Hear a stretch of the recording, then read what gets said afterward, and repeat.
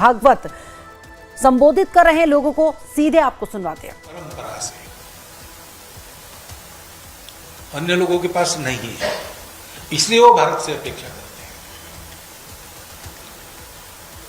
लेकिन दूसरी बात यह है कि अगर ऐसा है तो उस पूर्ण दृष्टि के आधार पर भारत का जीवन खड़ा होना चाहिए।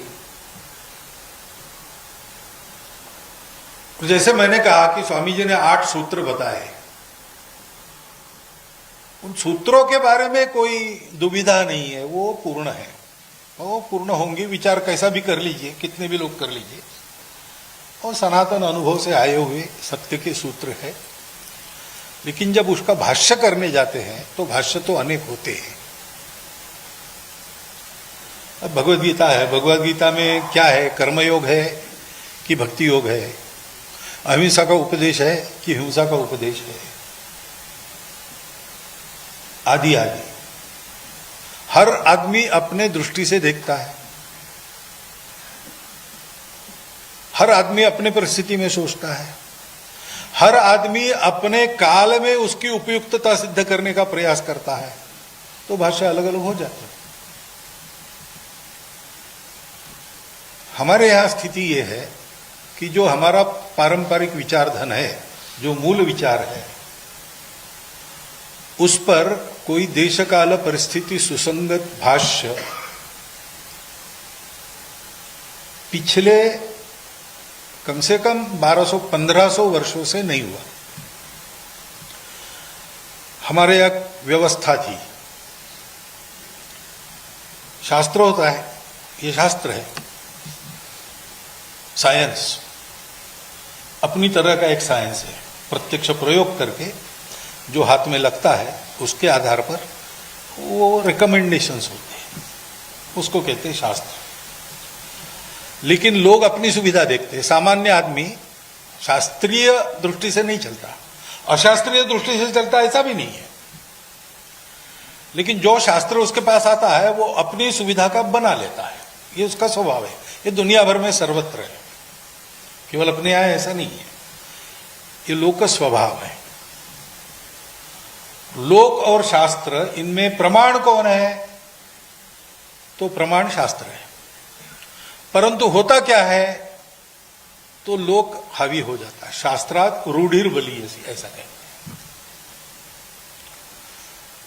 तो हम वैभव की परम स्थिति, ज्ञान की परम स्थिति पर थे और संपूर्ण विश्व को अपने उपदेश से प्रभावित कर रहे थे, संस्कृति दे रहे थे, शास्त्र दे रहे थे, तरह तरह के विज्ञान लोगों को दे रहे थे। ऐसा एक जमाना था। मेक्सिको से साइबेरिया तक हम थे ना, हमारा प्रभाव था। हमने किसी को जीता नहीं वगैरह वगैरह। ये गलती की ऐसा लग सकता है कुछ लोगों को, लेकिन ये फैक्ट है कि ऐसा हमने नहीं किया। परंतु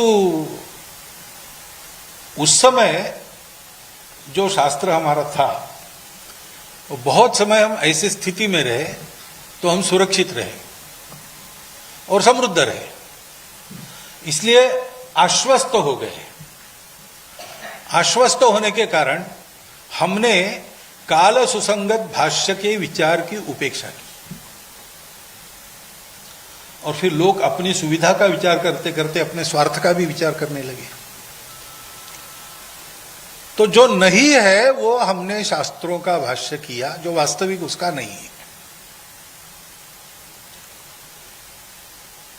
अब ये जाति वर्ण व्यवस्था, उसमें भेद था कि नहीं था?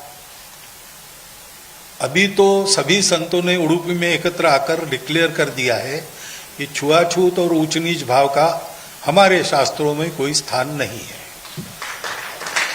और नहीं है, इसका प्रमाण भी है, इस पुस्तक में भी आपको मिलेंगे।